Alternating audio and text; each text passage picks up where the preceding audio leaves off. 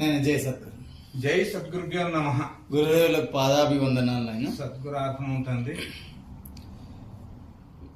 గురుగారు, అమ్మా నాన్నల పూజ చెయ్యాలి, తల్లిదండ్రులని పూజించాలి, ప్రతి మానవుడైన వాడు తప్పనిసరిగా ఆచరించాలని చెప్పి మన పోయిన ఇంటర్వ్యూలో చెప్పారు. ఎందుకు తల్లిదండ్రికి పూజ చేయాలనే విషయాన్ని జర మాకు వివరించండి. ఇక్కడ విషయము నా తల్లిదండ్రి అనేది నా ముందొచ్చింది, తర్వాత తల్లిదండ్రి. ఈ నా అనే శరీరాన్ని కన్నది తల్లి యొక్క జననము. నా అనేది పుట్టక ముందే తల్లి గర్భంలోకి ప్రవేశం కావడానికి తండ్రి కారకుడైంది. ఇక్కడ బాగా గమనం చేసి చూడండి. తండ్రి గర్భము నుండి తల్లి గర్భము చేరి ఈ ధరకు రావడం జరిగింది. ఈ విషయము సరిగ్గా పరిశీలన జరిపి అనుభవంగా చూస్తే మరి ఇది వ్యక్తం కాకుండా ఉన్నటువంటిది తండ్రి సారాంశం కాబట్టి వ్యక్తమయ్యేది తల్లి సారాంశం. అంటే నీ సృష్టికి చూపు పడడానికి చూపు పడేది, అంటే చూపు చూసేది, కనబడేది, ఈ రెండు కూడా తల్లే కారణమైంది. చూపోర్వ లేనటువంటిది తండ్రి కారకుడు. అంటే దానికి చూపు అనేది లేనటువంటిది, ఏ చూపు పనికిరాంది తండ్రి. ఈ రెండిటి యొక్క సారాంశాన్ని కలుపుకొని తనువు ఏర్పడ్డది. మరి ఇటువంటి తనువును ఇచ్చినటువంటి తల్లికి కృతజ్ఞుడయ్యి తాను సేవ చేసుకోవడం వల్ల ఈ శరీర ధర్మాన్ని ప్రపంచంలో జీవించడానికి సులభోపాయం అవుతుంది. ఏ తల్లిదండ్రికి అయితే తనయుడు సేవ చేస్తాడో ఈ ప్రపంచంలో సంసారం అనే బంధములో అంటే ఇక్కట్లలో పడిపోకుండా సులభోపాయంగా తన జీవితాన్ని తాను గడుపుకుంటేందుకు నాకు నేనే పూజ చేసుకోవాలి, నాకు నేనే పూజించాలి, నాకు నేనుగానే వాళ్ళని గౌరవించాలి. కాబట్టి ఈ విషయాన్ని ఏ రూపకంగా గౌరవం చేసి, ఏ రూపకంగా అయితే తల్లిదండ్రికి నేను సేవకుని అయితా అనే తలంపు తన లోపల వచ్చి తనకు తానుగా తన తల్లిదండ్రికి తాను చేసుకునే విధానాన్ని రాయడం ద్వారా ప్రతి ఒక్కరికి కూడా, నేనొక్కరినే కాకుండా నాతో పాటు మానవ జన్మకు వచ్చిన ప్రతి మనిషికి కూడా తల్లిదండ్రి సేవ చేయడం వల్ల సంసారంలో అనే బాధలలో ఉక్కిరి బిక్కిరయ్యి రాత్రింబొవలు ఎప్పటికి కూడా తనకు తానుగా తట్టుకోలేనంత అవస్థల నుంచి బయటపడేందుకు తల్లిదండ్రి పూజ చేయాలి. ఆ పూజ కొరకే ఆ పూజ విధానాన్ని ఎట్లా చేయాలి అనే తపన ఈ తల్లిదండ్రికి ఏ రకంగా అయితే చేస్తే బాగుంటుంది అనేది తనకు తానుగా పరిశీలన దర్పంగా నా తల్లిదండ్రికి నేనే చేయాలి. కాబట్టి మరి ప్రపంచంలో ఉన్న ప్రతి ఒక్కరు కూడా ప్రతి తల్లిదండ్రికి పూజ చేసుకునేటట్టు ఒక పూజ విధానం ఉండాలని ఒక గురూపదేశం పొందినటువంటి గురు శిష్యుల సంవాదంలో తల్లిదండ్రిని సేవ చేసే గురువుని చేరమని అంటున్నారు కదా.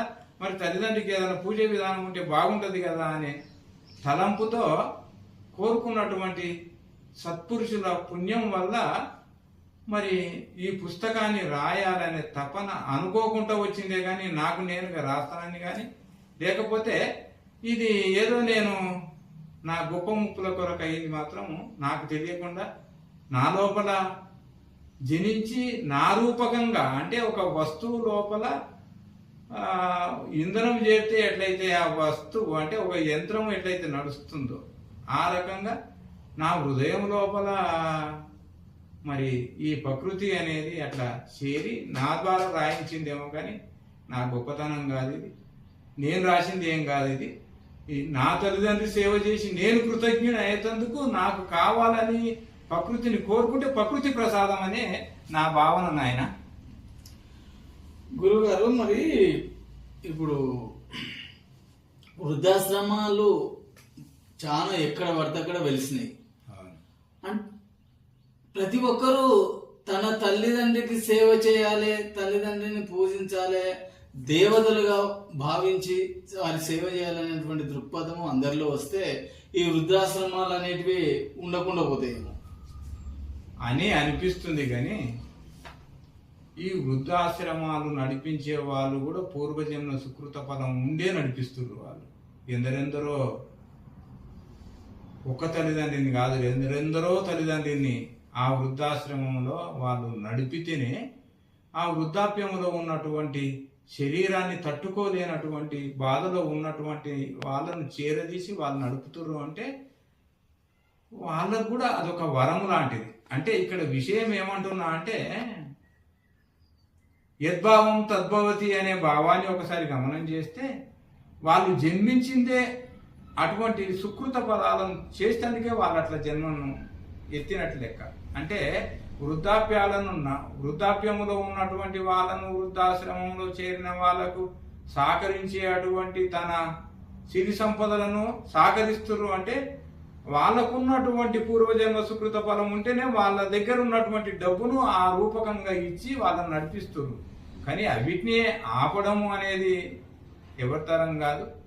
ఎప్పటికైనా సరే కనువిప్పుగా, అంటే నీ శరీర ధర్మాన్ని నువ్వు కనడానికి నన్ను కన్నటువంటి తల్లిదండ్రి నాకు నేనుగా వాళ్ళకు సేవ చేసినట్టుగా అయితే నాకు పునర్జన్మలో కూడా ఎటువంటి ఇక్కట్టు రాకుండా ఉండాలంటే వాళ్ళ తల్లిదండ్రికి వాళ్ళు సేవ చేసిరు కాబట్టి ఇప్పుడు వృద్ధాశ్రమంలో ఉన్నటువంటి వయో రూపకంగా ఉన్న శరీరాలను వృద్ధాశ్రమాలకు వయసులోనే వాళ్ళకు సేవ చేసేందుకు వీళ్ళు తయారయ్యారంటే పూర్వజన్మంలో వాళ్ళ తల్లిదండ్రులు సేవ చేసిరు కాబట్టి నా తల్లిదండ్రి రూపకంగానే వీళ్ళందరినీ భావిస్తానని వాళ్ళు నడుపుతుండ్రు. కాబట్టి అది కూడా సత్కార్యమే, అది ఎప్పుడు ఆగదు.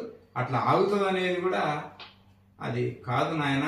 కానీ ఇక్కడ విషయం ఏమంటున్నా అంటే తన కర్తవ్య పాలన తాను చేయడానికి తన ధర్మాన్ని, తన తల్లిదండ్రినే సేవ చేయలేని వాడు ఇతరులకు ఎట్లా సేవ చేయగలుగుతాడు? ఎట్లా? ఇంకొక విషయం నేను ఇక్కడ ఏం చెప్తున్నా అంటే ఎవరైతే తల్లిదండ్రిని మీరు మనస్ఫూర్తిగా, ప్రేమగా, ఆప్యాయతంగా, ఆదరాభిమానాలతోని పలకరిస్తూ పట్టెడు అన్నం పెడితే వాళ్ళకు వేరేది ఏమి కోరరు.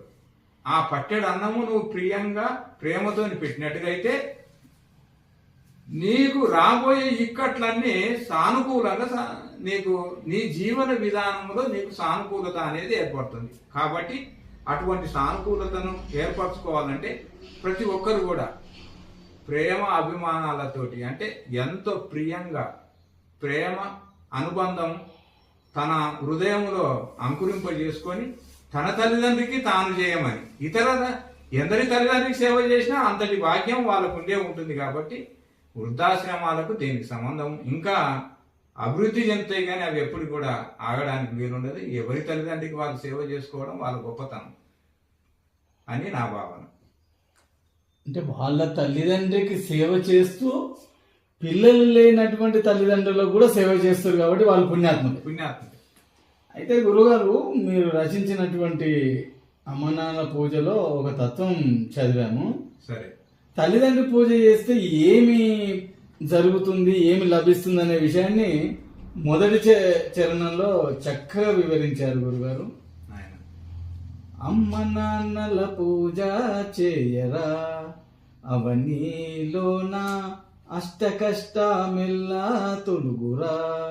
అమ్మ నాన్నల పూజ చేయ అష్టలక్ష్మి అందియుండు, సమ్మతితో వారినెప్పుడు సాగి మ్రొక్కి నిలిచియుండు. అమ్మ నాన్నల పూజ చేయరా, అవనీలోన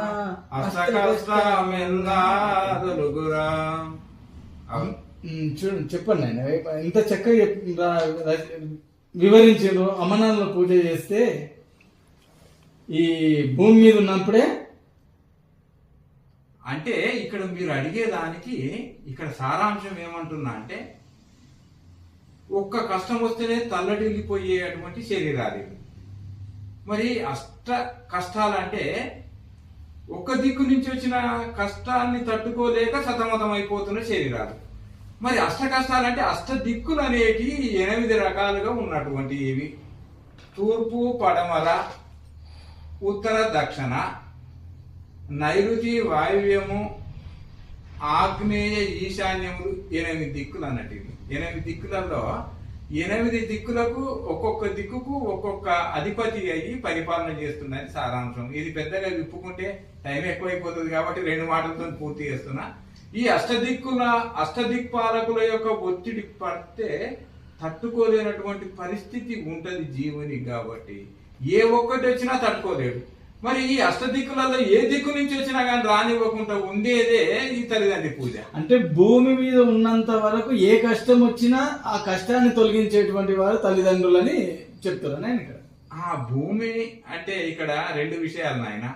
భూమిక అంటే అసలు పుణ్యాది అని అవసరం అని తెలుపుతుంది. అది అంటే ఈ తనువు యొక్క సారాన్ని కనుక్కుంటేందుకు ఈ భూమి మీద అంటే ఈ శరీరానికి సంబంధమైనటువంటి వాతపిత్త శ్లేష్మాలతో కూడుకున్న ఈ తనువుకు ఏ సమయం ఏ రకంగా వస్తుందో ఆ సమయాలను రాక తప్పదు, కొండంత దాన్ని అనువంత చేసి పంపిస్తుంది నీ సద్భావనతోటి. కాబట్టి వచ్చేటి అంత పెద్దదైనా నీకు అణువులోనే అనువంతల్ని వచ్చి అట్లా సూచన ఇచ్చి వెళ్ళిపోతుంది. అంటే నీ భావము పవిత్రమైంది అయితే అపవిత్రమైనటువంటి కొండంత దాన్ని అనువంత చేసి పంపిస్తుంది అని భావం.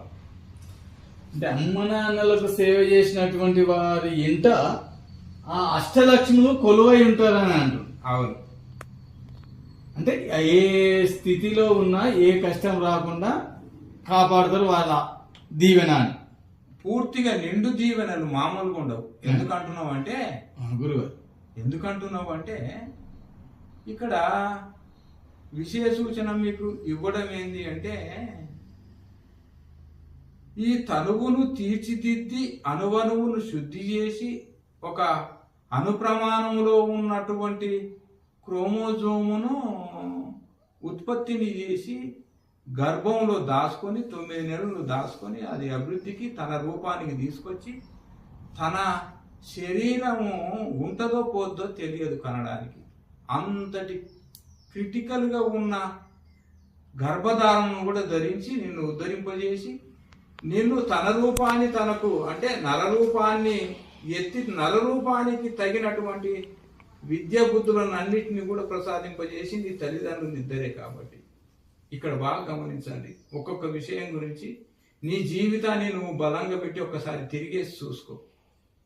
అసలు తల్లిదండ్రి ఒకవేళ లేకపోతే తను ఎక్కడు.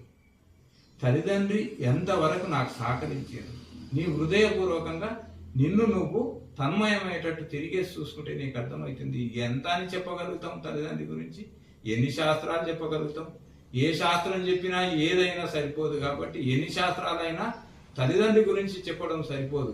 కాబట్టి ఇక్కడ విషయ సూచన ఏమంటున్నా అంటే ఎటువంటి కష్ట నష్టాలు జరగనివ్వకుండా కాపాడేది తల్లిదండ్రి పూజ, తల్లిదండ్రి సేవ. కాబట్టి మీరు హృదయపూర్వకంగా మనస్ఫూర్తిగా చేయండి. ఇటువంటి వ్రతాలను చేస్తే మీకు అనుభవానికి వస్తుంది.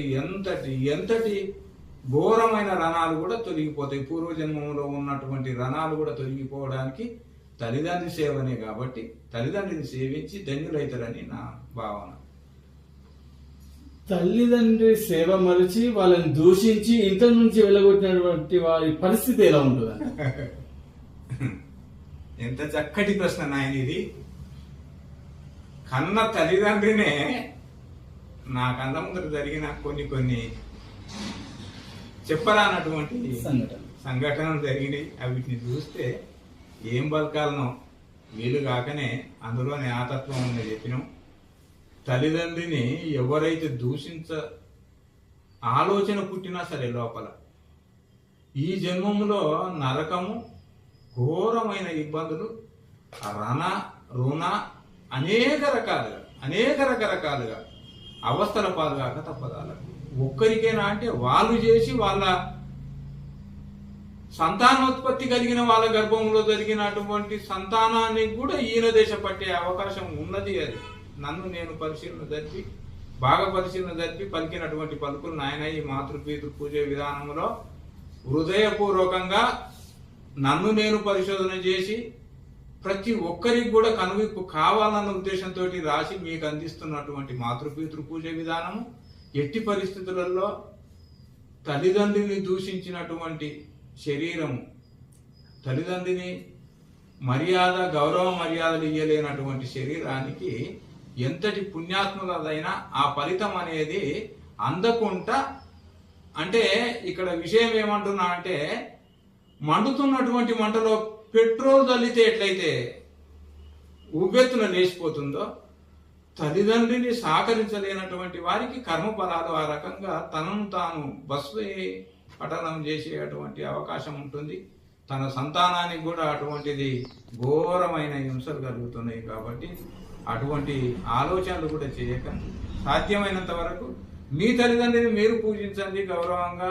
మీ జీవన విధానం ఎంతవరకు మారిపోద్దో మీకు అనుభవంగా తెలిసిపోతుంటుంది. పూర్వజన్మల సుకృత ఫలాలు కూడా మారిపోతుంటాయి. కాబట్టి తల్లిదండ్రిని సేవ చేస్తూ అనుభవాలను గడిస్తూ, తల్లిదండ్రి సేవ కన్నా పెద్ద ఇంకా వ్రతం అనేది ప్రపంచంలో లేదు. తల్లిదండ్రి తర్వాతనే గురువు, గురువు తర్వాతనే దేవుడు అనే 3 పదాలను గమనించి చూడండి మీరు. గురుగారు, ఇప్పుడు ఒక చిన్న విషయం ఏంటంటే, మాతృపితృ పూజా విధానంలో ఒకసారి మొదటి పద్యాన్ని మా కొరకు చదివి వినిపించగలరు? సరే, మొదటి పద్యాన్ని: అమ్మ నాన్నల పూజ చేయరా, అవనిలోన అష్ట కష్టమెల్లా దొలుగురా. అమ్మ నాన్నల పూజ చేయ అష్టలక్ష్మి నంది ఉండు, సమ్మతితో వారినెప్పుడు సాగి మ్రొక్కి నిలచియుండు. అమ్మ నాన్నల పూజ చేయరా, అవనిలోన అష్ట కష్టమెల్లా దొలుగురా. ఇక్కడ విషయ సూచన మీకు మొదటి చరణం అందజేసినాం. బాగా పరిశీలన జరిపి చూడండి. అమ్మ నాన్నల ఎప్పటి అయితే నీకు నువ్వయ్యి హృదయపూర్వకంగా వాళ్ళకు సేవ చేస్తావో, నీకు నరకము అనేది ఎక్కడో లేదయ్యా. శరీరం పోయినాక వస్తుంది నరకం అనేది నీ అజ్ఞానము. నా రకం నేను ఏ భావంతో అయితే ఆలోచిస్తున్నో ఆ భావనతోటి వచ్చే ఫలితమే నరకం. ఏ స్వాహ అంటే నన్ను నేను మొత్తం లేకుండా చేసుకొని దాన్ని ఎప్పుడు ఆస్వాదిస్తుంటున్నో అదే స్వర్గం. అంటే ఏ కోరికలు లేకుండా నా కర్తవ్య పాలన నేను చేసుకుంటూ పోయేది స్వర్గము. నా కోరికలలో నేను మునిగిపోయి నా రకాన్ని నేను గుర్తెరగకుండా నరకము అంటే ఒత్తిళ్ళకు పోయేది అని అర్థం. ఎక్కడి నుంచైనా ఒత్తిళ్ళే. అంటే ప్రతి క్షణం కూడా ఒత్తిడిలో పడిపోయేదే నరకం. ప్రతి క్షణం కూడా తనను తాను విచారణ చేస్తూ అంటకుంటూ పోయేదే స్వర్గం.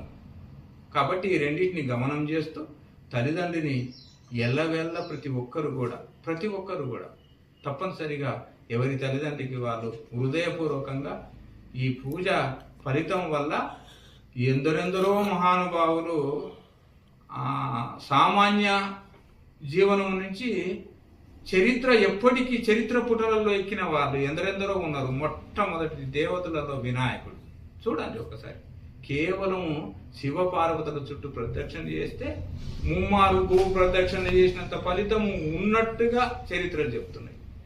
కాబట్టి తల్లిదండ్రి సేవ అనేది ఒక్క ఉపమానం కాదు, ఒక్కరు కాదు, పుండరీకుడు, ఎందరెందరో శ్రవణ కుమారుడు, అట్లా ఎందరెందరో ధన్యులయ్యారు. కాబట్టి మీరు మీ హృదయపూర్వకంగా గమనించి ఈ పూజ విధానాన్ని ప్రతి ఒక్కరు కూడా తప్పనిసరిగా సల్పాలని నా హృదయపూర్వకంగా పలుకుతున్నటువంటి పలుకులు.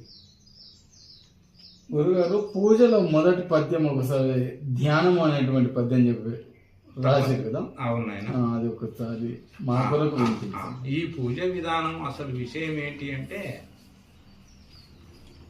ధర్మ అధర్మ అనే 2 విధాలతో నడుస్తున్నటువంటిది సృష్టి. ఈ ధర్మాన్ని కాపాడేందుకే ఈ ప్రపంచంలో తనువును ఇచ్చి ధర్మాత్ములను కనిపెంచి పోషించి ధర్మ విధి విధానాన్ని నడపాలన్న ఉద్దేశంతో శివుడు పార్వతే తల్లిదండ్రి రూపకంగా జన్మించిరన్న భావనతోటి ఆ భావన్నే ఇక్కడ సవిస్తరంగా చెప్పడం జరిగింది. ధర్మరక్షణ కొరకు ధరణి యందు శ్రీ శివుడు పార్వతి సృష్టి చేయుటకు తల్లిదండ్రుల రూపాన తగజనించి మమ్ము పెంచి పోషించమైలో వెలయా. ఆ రకంగా శివపార్వతులే నా తల్లిదండ్రులై జన్మనిచ్చి నన్ను పోషించడానికి వచ్చినటువంటి ఆది తల్లిదండ్రులే నా తల్లిదండ్రులు అన్న భావంతో స్టార్ట్ చేయమని బోధిస్తే, మదిలో పూజించెదా మానవ జన్మం బెరుగా పూజించెదా, మదిలో పూజించెదా మానవ జన్మం బెరుగా పూజించెదా, ముదము నాయి జన్మ మేల్కోని నిజమంద, ముదము నాయి జన్మ మేల్కోని నిజమంద, చదనెరుగా పూజింతు మది గుదురా మరువాక, మదిలో పూజించెదా మానవ జన్మం బెరుగా పూజించెదా, ముదము నాయి జన్మ మేల్కోని నిజమంద, చదనెరుగా పూజింతు మది గుదురా మరువాక, మదిలో పూజించెదా మానవ జన్మ మెరుగా పూజించెదా. ఈ తను మర్మము తెలిపి మదికి తత్వగురుని చేరు నటుల, పదిల పరచి స్థిర మదిని కుదుర చేసిన వారు మీరలో, మదిలో పూజించెదా మానవ జన్మ మెరుగా పూజించెదా. ఈ తల్లిదండ్రిని వీళ్ళెవరో కాదు, శివపార్వతులిద్దరూ మా తల్లిదండ్రుల రూపకంగా జన్మనిచ్చి ఈ తనువును పోషించి నన్ను ఆది పూజలు అందుకునే వినాయకునిగా నన్ను తీర్చిదిద్దురు. అంటే నేను ఆది పురుషులకు జన్మించినటువంటి పవిత్రమైన పుత్రుణ్ణి అని భావిస్తే మీరు ఆ రూపకంగానే ప్రతి ఒక్కటి కూడా శివపార్వతుల ద్వారా ఏ లోటు లేకుండా సృష్టిలో జీవనం గడుస్తుందో అంతటి బలాన్ని చేకూర్చేది అని మొదటి తత్వంనే చెప్పడం జరిగింది. మీరు గమనించి పూజ విధానాన్ని సల్పండి నాయన.